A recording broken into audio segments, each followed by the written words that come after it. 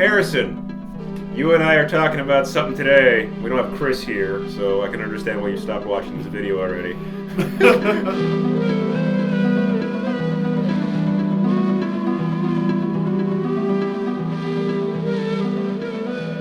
We're here to talk about Berserk, the long-running manga epic by Kentaro Miura. Yes, it's been adapted multiple times for anime. It's not done. It started in '89. There was like a weird kind of one-shot pitch in 88 or something. Mm-hmm. But 88, 89, somewhere around there is when it started. Yeah, and then and it's one guy draws it, one guy writes it, and it's still going. Yep, some 42 years later. But here's the deal. It's no, not 32. It's not like Wolverine is still going and he's 30 years old. It's one singular story with one singular tone. When it's considering it's, when you have North American comics like Spider-Man, Superman, and all those, where it's 30 years of comics is you got this story and this continuity and this arc and this event, whereas this is just 32 years of one story by one guy, one vision.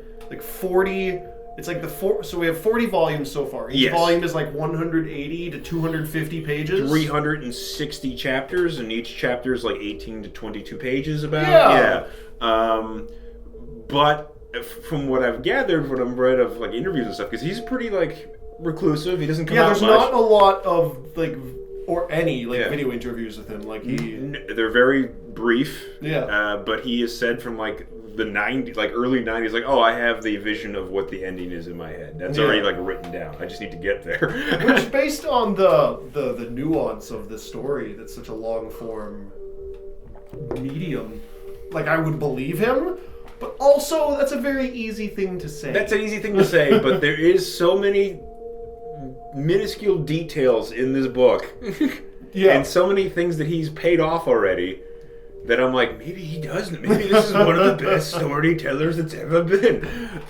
So if you still don't have any idea what we're talking about, the elevator pitch to Berserk, you've probably seen an image because it's pretty prevalent. If you've gone to a comic book store or fished through YouTube for new mangas to watch or new animes to watch or whatever. I think there's one of them on Netflix too, the Golden Age arc is on Netflix. There's I think the 3-movie trilogy as well as the 2017 whatever TV show is on there. I guess the elevator pitch for Berserk is about the wandering travels of Guts and him slaying demons, right? He's a demon hunter and that's all he really cares about. It's a dark medieval fantasy world, it's very kind of realistic, sort of Europe-like medieval times. Feudal and medieval economy, Yeah, and then slowly introduces monsters and demons to the world, but it's mostly about the adventures of this one guy with his 7-foot-long, 400-pound sword.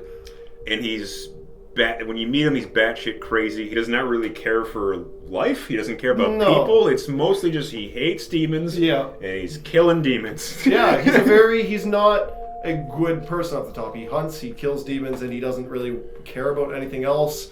One of my favorite moments in the early series is when he kills this lord, who turns out to actually be a demon. Yes. And this lord's daughter is stricken by what she's seen. She's I can't handle it. And Guts is okay, then kill yourself. Yeah. He tells this little girl who saw her only living family turn into a demon and get murdered. He says if you can't handle this, that's the way the world is, so just kill yourself. Go ahead and kill yourself. Yeah.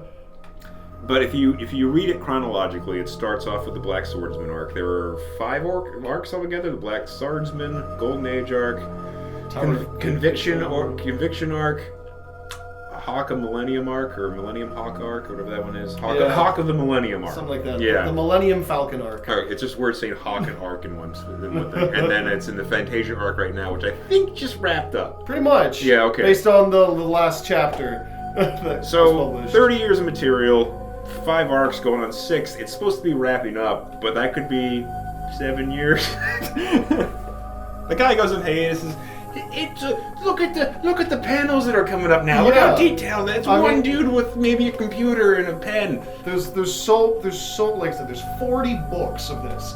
I read all of Berserk. I took up some breaks now and then, but all in all, if you condense it, I probably read those 40 volumes in about a month, maybe 2. I read the whole thing in probably 8 months because, like, you need breaks in between because it is dense. It's heavy content. It's very dark and miserable and sad and painful, and terrible things happen to characters that you've grown very attached to. Yeah, and he does a lot of work to get there. So let's rewind a bit. So like you read the first 2 volumes and they're just him massacring demons, and then it flashes back to his birth, and it's super sad because he was born. He was born from his dead mother being hung from a tree. Yeah. And then a baby just plopped out of this dead pregnant woman, and a band of mercenaries stumble upon it, and the prostitute of that band of mercenaries is like, "Don't eat this baby," and they're like, "I guess we won't eat this baby." Yeah, it's literally born.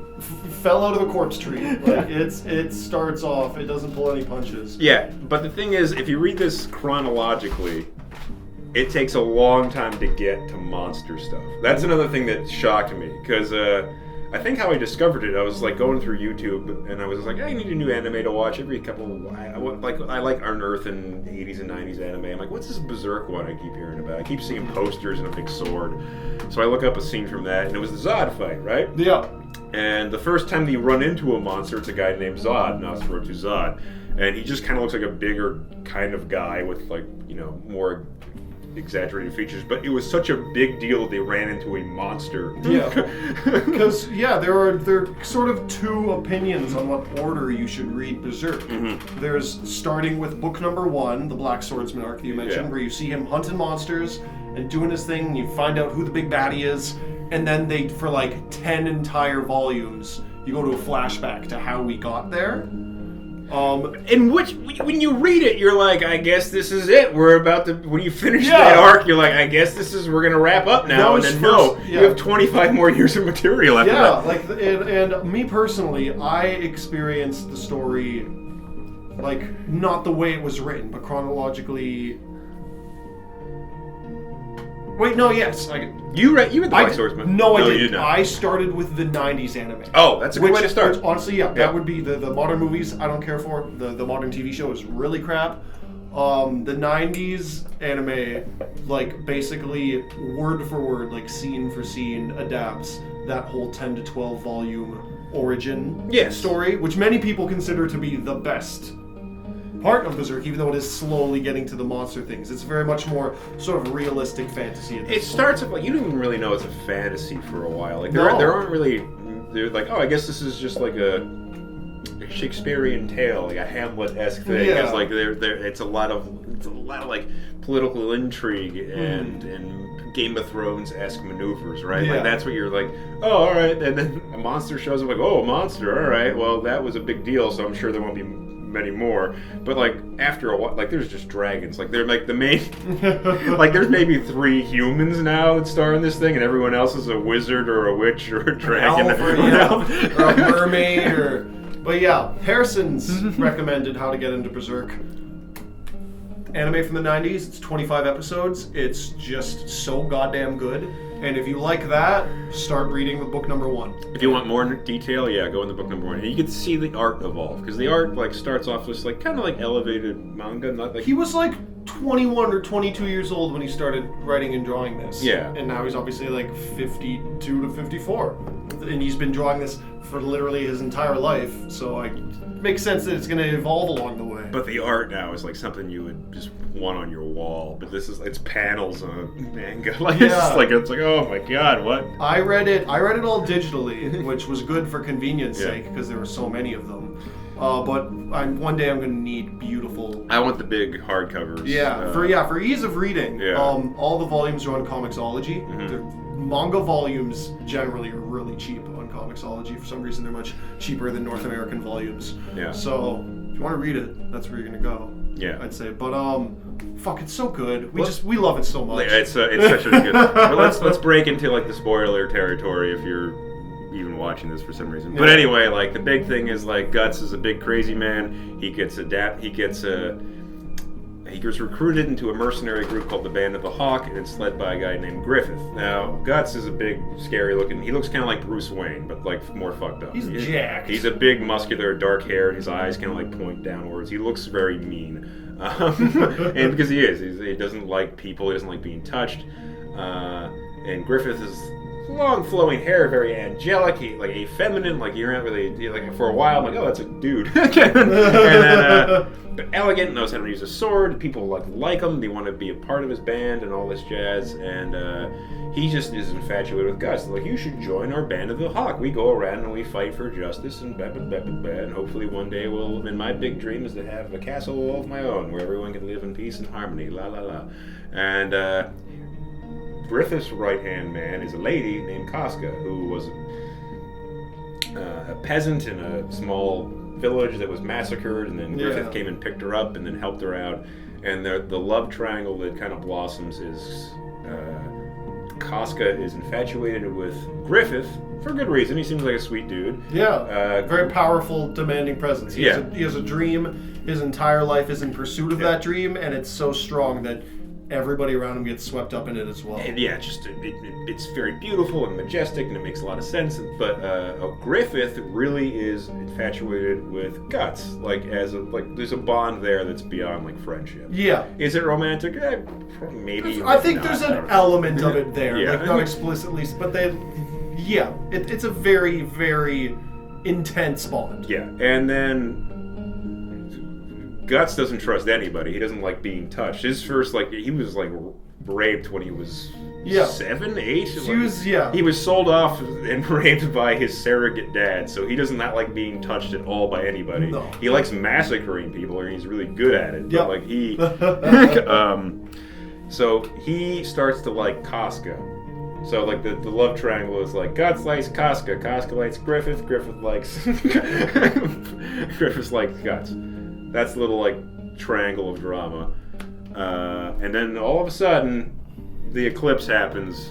There's such I remember the moment for me that was just so exemplary of the themes these characters represent and the relationships to each other. Yeah. Is when Griffith, there's a very character-defining moment where Griffith asks Guts to kill a man for him. Yeah. And, this isn't like warfare. This isn't them just cutting down men on the battlefield like they're used to. Yeah. It's like a very sobering moment where he's like, I want you to assassinate someone for me. Yeah. Because, and Guts does it, but in doing so, also murders a small child. He accidentally kills a kid. Impales a kid on his giant sword, and is obviously very tortured by it. And then, so his sort of, like we said, the Guts. Griffith has this dream, and Guts sort of just wants to murder. Mm-hmm. That's all he's ever known, and so he's just sort of using himself as a tool for whatever. He's starting to dedicate. Maybe I have a family here. Maybe I have friends here. Maybe I could fit in here. Yeah. And then when he goes to report back to Griffith that it's done, he overhears Griffith saying to another character, the princess, that basically he can never consider another man his equal, truly consider him a friend and an equal, only if that man has a dream as large as his own. Mm-hmm. Because he's like, my dreams are so lofty and I would do anything to achieve them, that I can only really consider someone my equal if they were the same. If they had lofty dreams, would do anything to achieve them, even if it means me getting in their way. Yeah. And Guts basically hears this, having just murdered a kid for this guy, and then hearing him say how will never be equal, because that's something Guts struggles with. He never wants anything, never desires anything. All he has is this murderous rage. He has a murderous rage that's fueled by trauma, and he has a lot of trauma. And he doesn't. He uses it to fuel everything. He doesn't really have, and gets injured a lot, but the whole thing is he's perseverance personified, right? Yeah. He gets injured and just fights through it. He's kind of like Rocky. John Wick, man of sheer fucking will. Yeah, he's just pure will, because he's not from anything. His parents aren't anything. His family isn't anything. He doesn't have a name. He doesn't have any money. He doesn't have. There's nothing particularly special about him. But I say that in the same regards, there's nothing particularly special about Batman in terms of the Justice League. He does carry around a 400-pound sword and can beat anyone in a fight. Yeah. And has plenty of concussions, but seems like he has his wits about him. Well, I mean, in the magical elements are subdued a bit in the anime, but in the book, he has this little fairy companion that dusts him with healing powder after every comic. Yeah. So they address it a bit. They address it a bit. Yeah. Yeah, he definitely shouldn't be standing after some of the shit you've seen him go through. Yeah, but anyway, Griffith, the eclipse happens, and what happens during the eclipse that happens every 200 years, was it? Like 216? 400 or something? It's a lot. It's more than a lifetime. And the eclipse happens, and the Band of the Hawk and Guts and Griffith and Casca all get transported to like this limbo state where there's a bunch of faces. It's very reminiscent of like M.C. Escher paintings and Bach and stuff, where like what hell looks like. And 5 god hands pop up, which are like angels, and it turns out like there is no heaven and hell in Berserk world. There's only like a god and god hand, and they do not really give a shit about mortal coils. Yeah. And the god hand are like, Griffith, we like the cut of your jib. Would you like to be a god hand? And he's like, yeah, kinda. Like, you still want a castle and stuff? Like, sure do. Why not? And they're like, all you need to do is mark everybody you ever cared about as a sacrifice for the demons. And he's like, sure. Because that's his thing. That's his. He is in pursuit of his dream and his goal, and will give up nothing. Will give up everything, I guess. Yeah. Nothing will get in the way of him doing that. Yeah. So, like I said, these characters you've grown to care for and love, and then Guts has started to learn maybe he has a place with these mercenaries. Yeah. Suddenly, over a couple books, you see everyone just get murdered and eaten and torn apart. Yeah, and then like he becomes a weird god bird man named Fento. Yeah. And then he rapes Casca in front of Guts, and Guts saws his own arm off to try to save her, and then he may be getting raped at the same time. I'm not sure. And that's where the show ends. Yeah, that's where the show ends. It just ends with that rape scene. And that's then, like, all you get. I remember, I get a little sweaty just thinking about it, because I remember I walked into it blind and had no idea that was coming. Same. And I'm like, oh no, what the fuck? And then, that's the thing is if you read the books from book 1, you know that this character Griffin is going to become this demon called Femto. Yeah. So when you read this whole mercenary arc, you're kind of you just know this guy's going to be the baddie, and you just are waiting to see when and how it happens. Yeah. Versus like the way you and I experienced it, knowing nothing. Yeah, it's just like, holy shit, I can't believe this is happening. I can't believe he did that. There's a look that Lucifer has, right? Like a blonde, angelic, like a feminine kind of look, and like he had that. So I'm like, I can see him turning bad, but I didn't know like the worst I've seen a villain do something. Yeah, and then the 25 years of story since. And then there's 20, yeah, and that's it. So like you assume the book is about like, oh, Guts is going to get revenge on Griffith, and that is the driving motivator for Guts, for sure. And he hates demons, so he gets a magnetic arm that can hold his sword that he built, and that he did a blacksmith built for him that was supposed to be like a... Rickert built it for him. Yeah, that's supposed to be a joke, right? Oh yeah, the sword, yeah, his big Dragon Slayer sword, the blacksmith built as like a over facetious like prank, where the kingdom was like, we need basically he was one of those like, oh fine, you need a sword that can kill a dragon? Yeah. Here's a fucking 400-pound slab of iron, go fuck yourself. And then he just like went to the woods. Yeah. But then Guts is actually like, oh, this is a perfect sword. For slashing some demons. So his main goal is to go out and kill every demon he could finally find. And then eventually he's like, this isn't good for me, I'm falling apart psychologically. Like my pathology is not, I am going to just go insane and kill myself if I keep this up. So he decides to like start like from the bottom again and try to help Casca out and try to find a place that's safe to live, and maybe being a super rage monster is not the best. And that's basically been the main drive and dilemma of the past 20 years or whatever of comic, is like his split between he's always just been a murderous rage, and all he wants is now revenge on Griffith / Femto for ripping his life away from him. But also now the responsibility is for Casca, where she's the only other surviving member with him. She's insane now, she can't take care of himself, so he can't have both of these things. He can't protect the person he loves and also have the revenge he desires. And you caught the perfect metaphor of that, where she falls off something and he tries So yeah, he has what looks like a robot hand, which is like, this is medieval fantasy, how does he have a robot hand? It's not a robot hand, he can't actually move it. The only way it works is it has magnets, so it can grip to the hilt of his sword. Yeah.